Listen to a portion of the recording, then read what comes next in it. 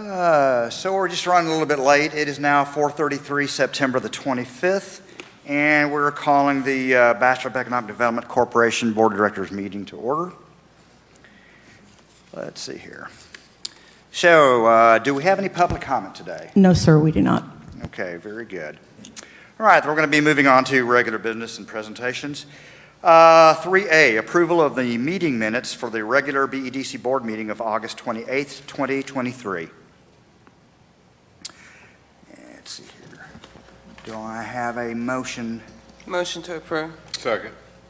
All those in favor? Aye. All those not? Okay, motion carries. 3B, receive the financial report provided by the City of Bastrop Financial Department for the period ending August 2023 and comments. Good evening. This is the unaudited financial summary for August of 2023. To sum up the overall fund performance for August, total revenues equaled $443,266, and EDC had a total of $73K in expenditures. The big difference between expenditures from July and August constitute the payment for the debt service fund. I did validate the $73K number to make sure that that was factual. The revenue analysis for sales tax, EDC received $392,115 for sales tax in August, which is pretty close to forecast. Expenditures broken out compared to the forecast, expenditures are running about 31% compared to forecast expenditures. Is that primarily personnel and marketing? Yes, sir. Exactly. There's not been a lot of activity in August for capital outlay. Jackson Street has activity of about $500,000, and I believe that's the same activity that was reported as of July. And here is a summary of EDC's budget for FY23.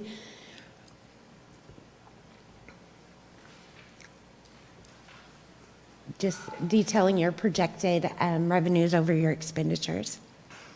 Question for you.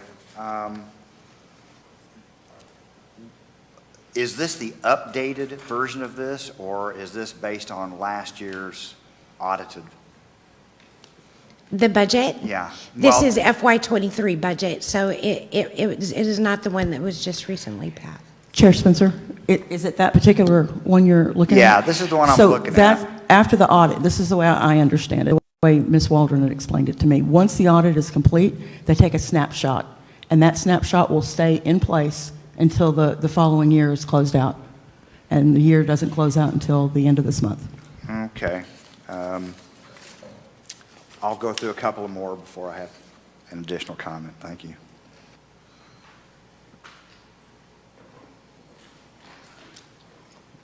That is the sum of the report.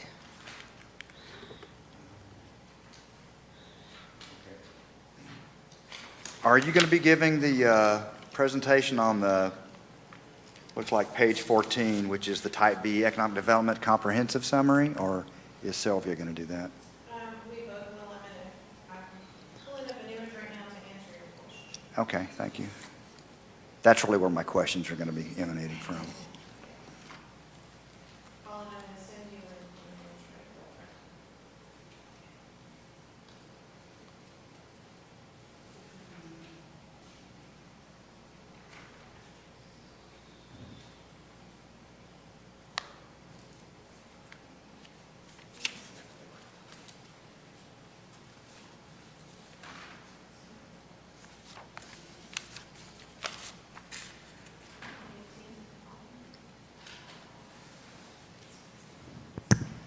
there. Angela might teams you a cleaner version, Colin.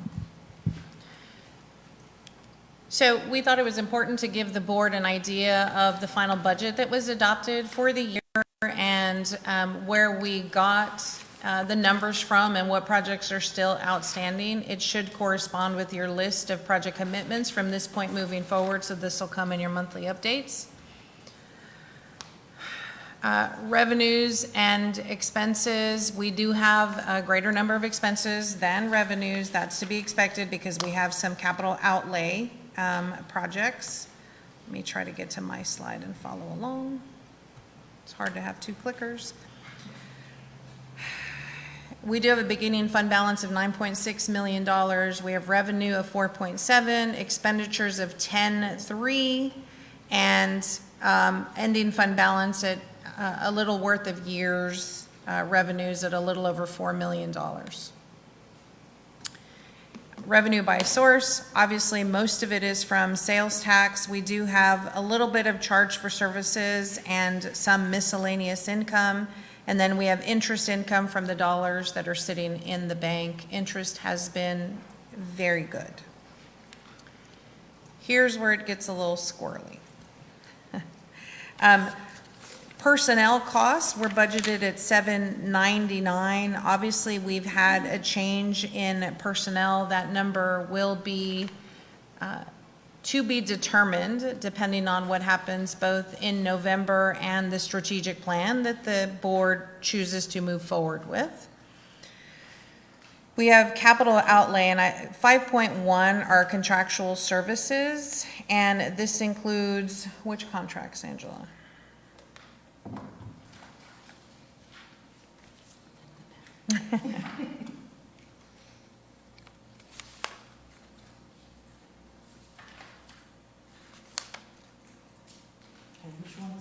The contractual services, 5.1 million. There's nothing in that one. So in the budget book, it shows 5.01.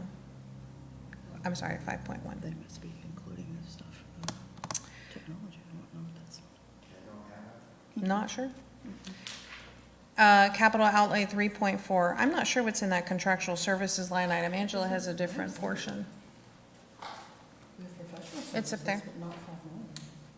It's up there, Laura, 5.1. We'll give you a drill down of that. But then that doesn't match what she had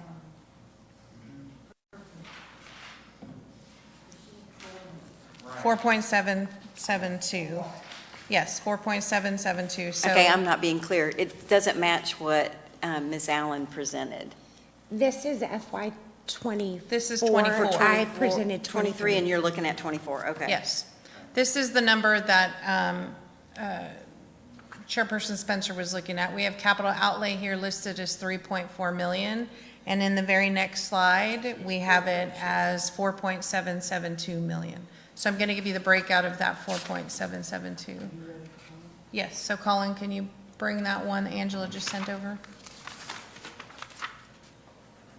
Well, I mean, on top of that, if I go back to page 14, your expenditures show a budgeted of $10.3 million. That if I look at the capital outlay, I mean, it just doesn't seem to add up, all of these things, especially the contractual services. And then the capital outlay, you've got 3.4, yet on page 16, you talk about revenue by fund of 4.7. Perhaps that's the total amount, and we're paying the 3.4? Is that, would No, that be I'm going to correct? give you the breakout. So these are the proposed items that were shown in your budget when we had the budget workshops. Everything at this point and above is the 4.7 million. These are, the bottom portion are city-funded projects. This equals the 4.7 million. So let's see if I can bring up my own document.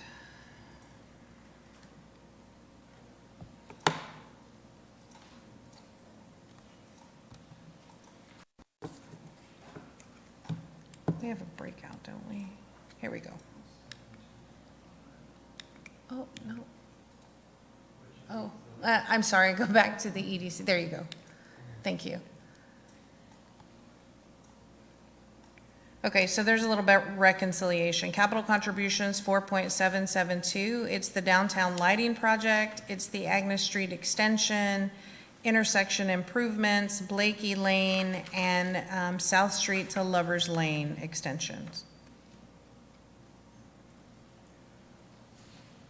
That would tell me that we are not going to add any more to the sports complex, the transportation master plan, or the Emile Rec Complex site. Is that the way you read it? The Emile Rec Complex site has been removed, the sports complex is already paid, and the transportation master plan will have already been paid, or the portion of.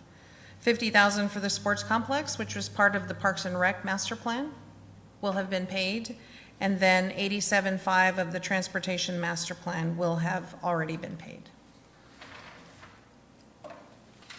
Okay, thank you.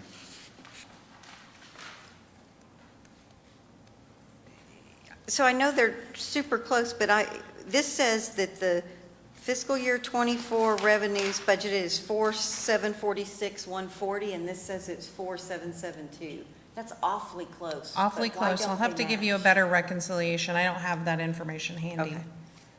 But it's just a little bit here and there kind of thing?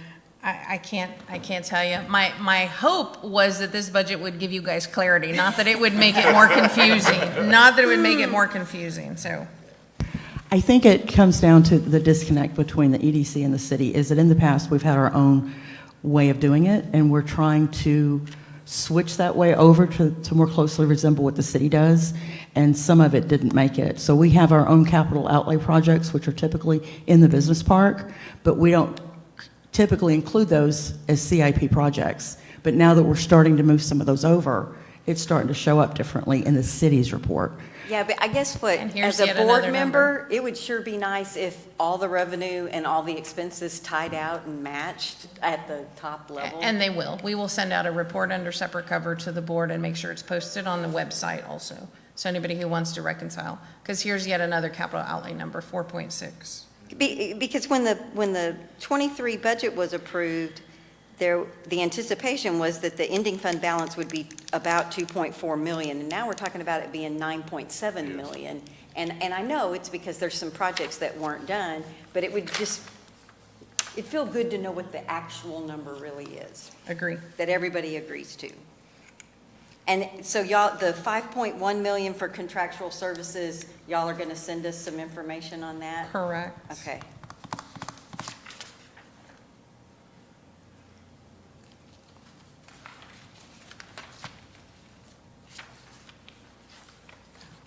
Because we have 5.2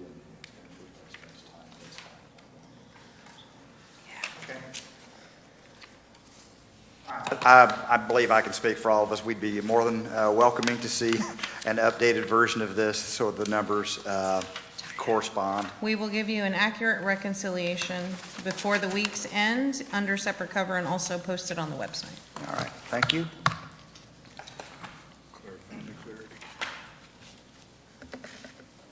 Any further questions from any of the board? All right. We will move on then to 3D, discussion and possible action regarding approval of resolution R 2023-0012, approving the expenditure of $123,000 for the extension of Agnes Street. Hello. So this is an EDC-supported project. The area on the map shows this is the proposed expansion of Agnes. Walmart is over to the east, 304 is over to the west, and 71 is to the north. The grant that the city received is $4.2 million with a match of 1%, hence the EDC $43,000 contribution. There is $80,000 in additional grant contingency, and that is because some of the engineering and et cetera items are coming in a lot higher than expected. The total project itself is about $8.3 million. It's going to include 4 lanes of an undivided road. It'll include utilities. It was to include 4 to 5 feet of sidewalk, but it is now difficult to make that a possibility because of some right-of-way and some issues that exist, and an eminent domain case that the city just filed for right-of-way from this tract, the area that is most heavily wooded. So we are still looking at modification of the design to make sure Agnes has the appropriate right-of-way and a sidewalk. It would be a shame, the more that we talk about multimodal, the more that we talk about connectivity, that we build a beautiful boulevard that has no sidewalk to it. That being said, we also ignored, and this is something we've discovered probably in the last month, is Agnes at FM 304 is a 2-lane. Well, it's a 3. It's a 2 out, 1 in, with a small turning area that narrows down into a 2. But yet we are building a 4 over here. So if you say that out loud to folks and they go, wow, what did the planners think? They did a 4, and it chokes down to a 2 to a busy intersection. Probably. No, it was always half. It was, the intention was that Agnes. This is half, yes. Yeah, we built half of Agnes for the hospital and the other half would be built. As the right-of-way was acquired. Right.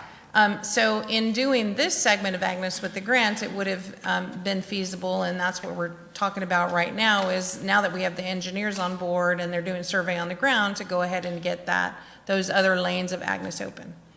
We do not have the additional right-of-way that we need for the sidewalks, so we're trying to be creative.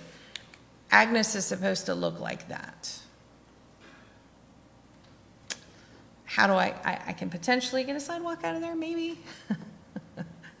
So is there, I'm assuming that that the original Agnes that's already built, we've already got the right-of-ways to expand that? Yes, and Okay. Agnes was built originally, these things weren't, these developments weren't necessarily there. Now that Platts through and we do have the additional right-of-way, it'll be possible to do that segment of Agnes so that we don't do this choke point thing. Okay, the second thing is, do we have any, what's a good word? Insight or understanding of how long it's going to be before we get the right-of-ways? No, well, it says right here, Oh, working for to make this a the eminent possibility. domain portion. Yeah, the new portion. I believe we have possession and use already. The eminent domain suit, if you will, is? Okay, thank you.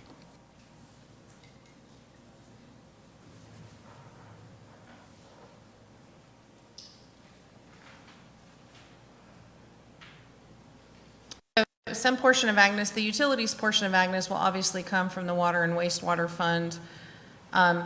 General fund would pick up a good portion of it, and then this contribution from the EDC as well as the grant match should make up that opinion of probable cost, if you will, of that $8.3 million.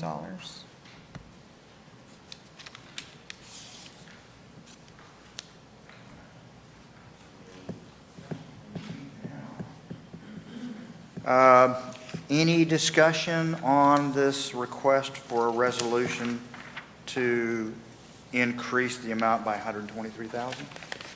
By 80,000. Sorry, by 80,000, my mistake. Okay, then I guess I'll ask for a motion for this. Motion to approve. Second. All those in favor? Aye. All those opposed? Very good. The motion carries. Thank you.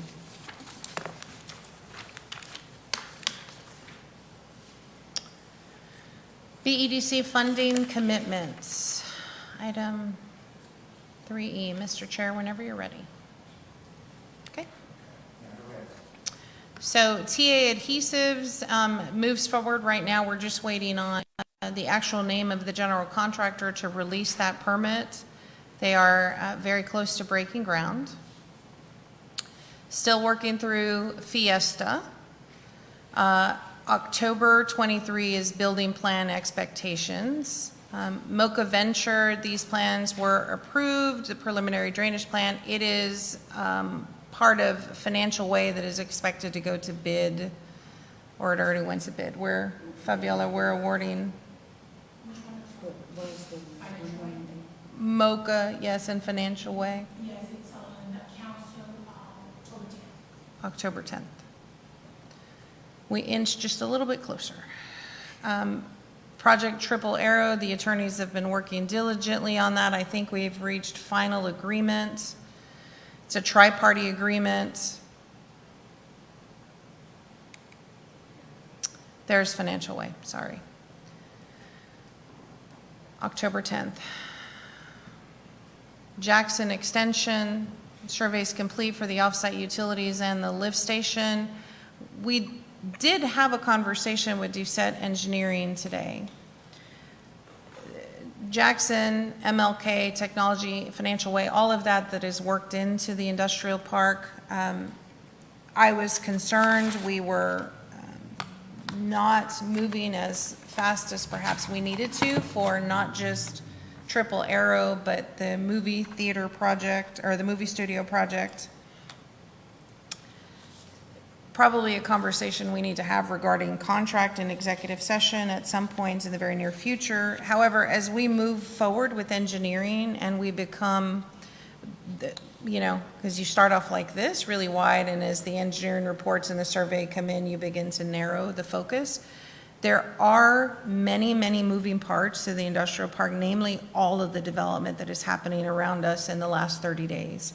So a conversation with Doucette yielded very good information that's going to remove some things off of the Doucette contract and result in some potential savings. And there's going to be some modification of the design in the industrial park, specifically the lift station. The lift station location as it's proposed today, we were going to move the smaller lift station, if you guys recall, move the smaller lift station, move it onto EDC property closer to the school. That's becoming less and less of a likelihood. That is a 30 to 45 foot deep lift station and line. While the lift station's a possibility, the line becomes just unattainable for people that are going to tie into that line also, and it makes engineering really, really, really expensive. So we've sent the engineers to do an alternate method per se that can still meet all of the stated goals and objectives, and that is a small area development plan in there that the EDC can be reimbursed through pro rata. But we're not as close as I thought, and we're not as close as I'd like to be. I'll just leave it at that.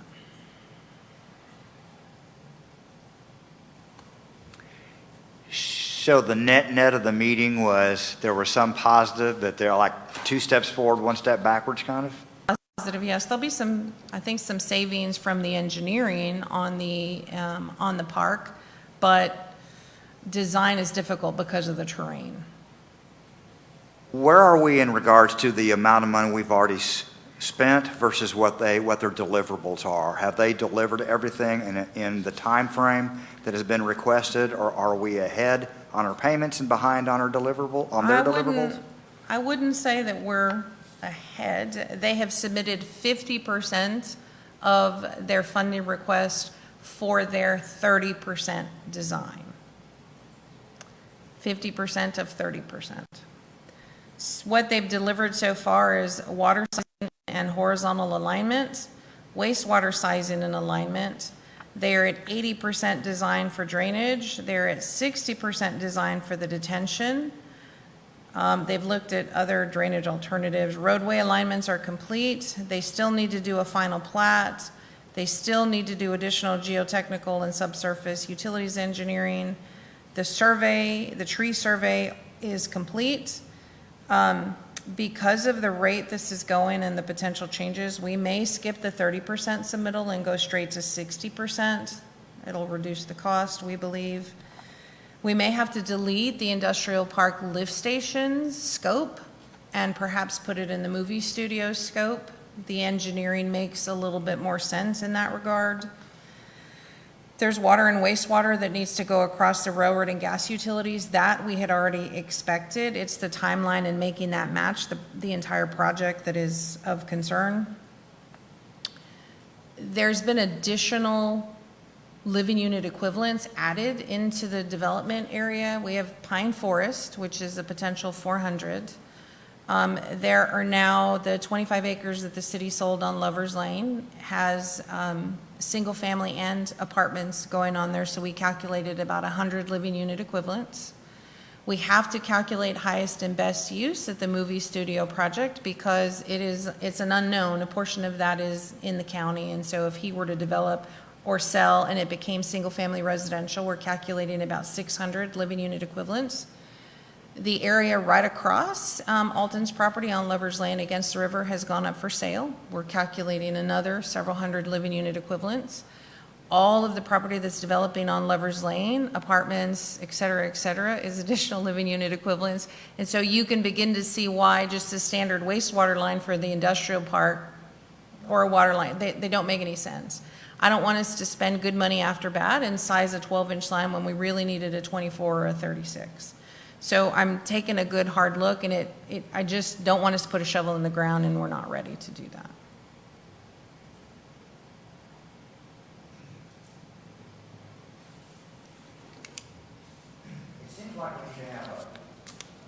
Seems like we have an overall plan status discussion and whatnot,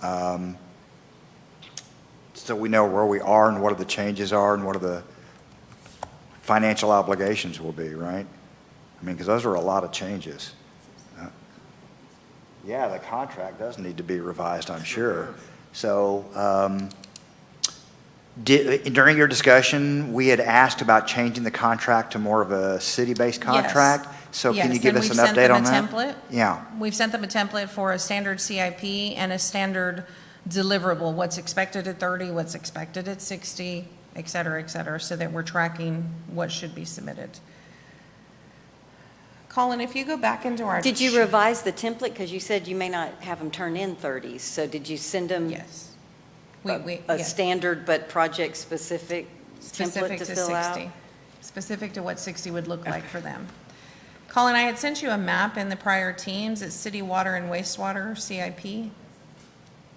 Can you bring that map up? So Sylvia, is your intention to possibly replace the contract with the new standard contracts ma'am. instead of revising the current one? I think it has too many revisions. That- I it's think we're sounding going like to it. start with the, I think we're going to start with the clean one. My concern is all of the moving parts and pieces may delay Triple Arrow and may delay the movie studio. So I need to think of alternatives. Here, that's good, Colin. If you can just zoom into the area by Lover's Lane.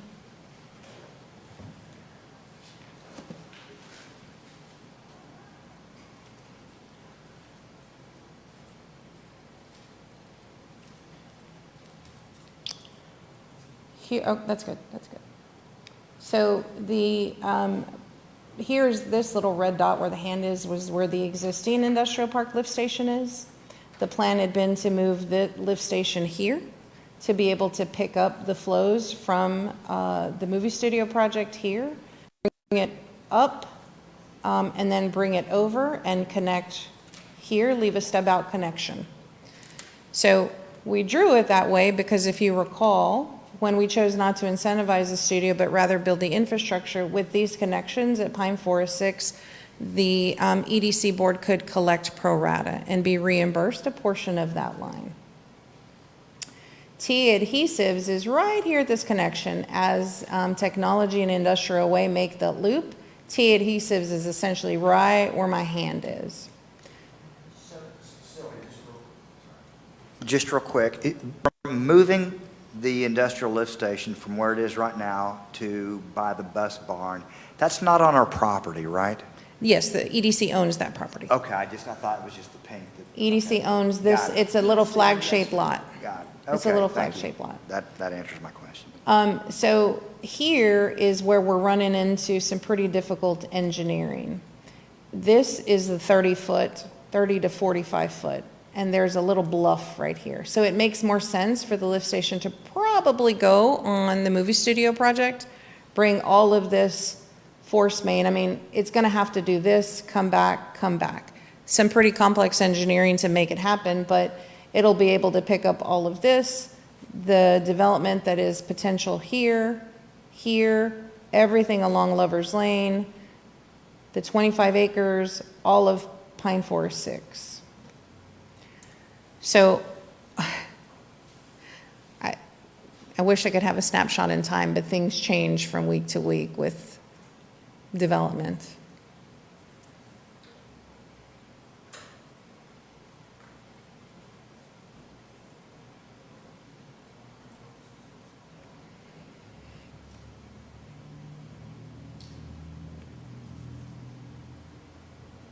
So overall, it was a positive meeting with Doucette. We are moving forward and amending or changing the contract altogether. Keep with Doucette, wasn't there some conversation So, of using yes, so Doucette is handling all of the things related to the park. The conversation for this off-site line was to engage CBD, because CBD is who is already doing all of the on-site improvements. And if this lift station is going to have to move on-site, it would just make sense to have CBD engineer that. And we're also talking about an issue of timeliness. This one, I believe, has taken a little bit longer. I understand why. It's taken longer than we would like or have hoped. So CBD does not normally do city projects. They don't normally do municipal projects. They normally do private projects, and so they have a different speed, timeliness in which they deliver. Okay.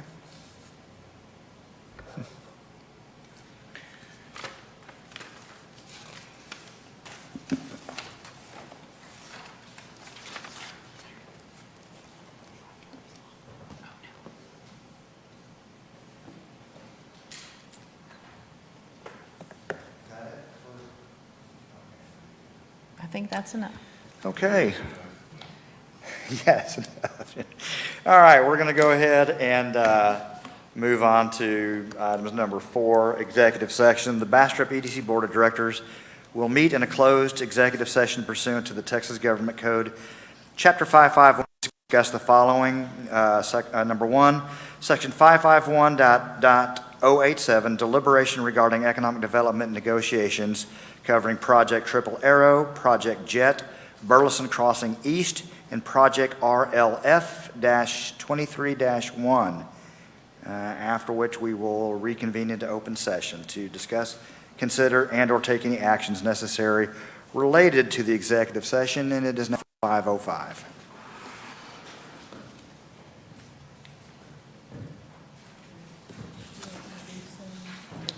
When we come.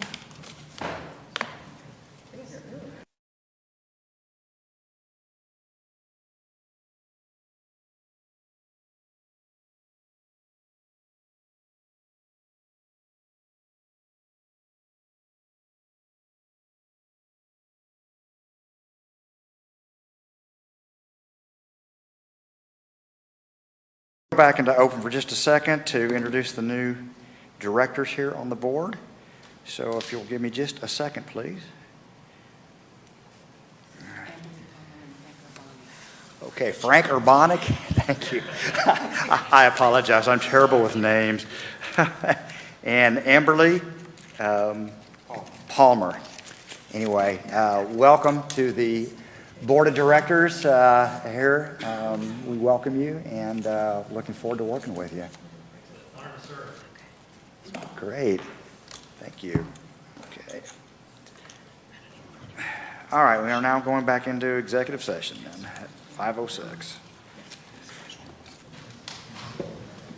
Okay, it is now 6:02, and the Bastrop EDC Board of Directors will reconvene into open session to discuss, consider, and/or take any action necessary related to the executive sessions noted earlier. Chair Spencer, I make a motion that we approve Resolution 2023-13 with the amendment that the median salary will be $56,240. Second. All those in favor? Aye. Aye. All those opposed? Motion carries. Very good. Chair Spencer, I make a motion that the board approves the RLF request from the Bearded Baking Company as requested. Second. All those in favor? Aye. Aye. All those opposed? Motion carries. Very good. Motion to adjourn? Second. All those in favor? Aye. Aye. All right, adjourned. Board, I'll collect your materials. Yes.